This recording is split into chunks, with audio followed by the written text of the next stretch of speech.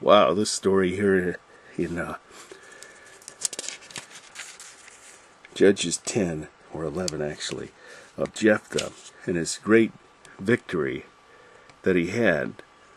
I mean, it's a challenge to us to recognize the fact that, sometimes we have victories in our lives, that the Lord brings about.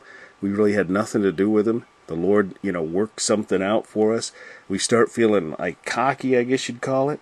You start feeling like, I'm just like so, full of the Spirit of the Lord, I can do anything. And you say something stupid. I think about what talks about in James 3.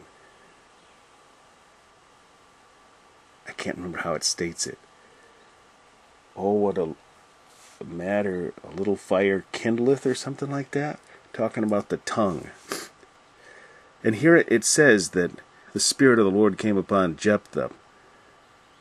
Right there, verse 29. Then the Spirit of the Lord came upon Jephthah, and he passed over Gilead and Manasseh, and passed over Mizpah of Gilead, and from Mizpah of Gilead he passed over into the children of Ammon. And he knew the Lord was leading the charge. He just done a little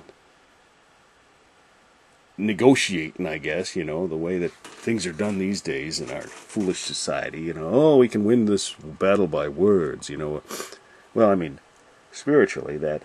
Hey, wait a minute, maybe I better back up here.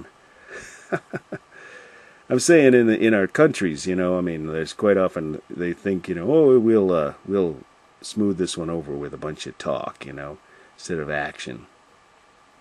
But in Christian realm, God is the one who takes care of our battles these days. And people use their own words, too much.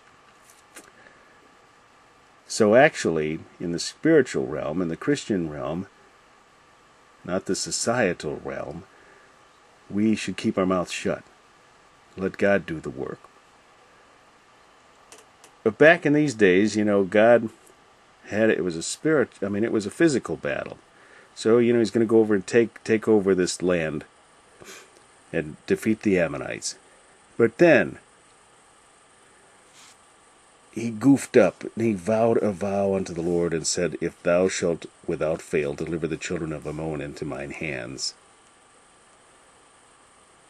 And you can hear what he said next, and what became of it, if you follow along with the reading of Judges 11. It's the video just before this one.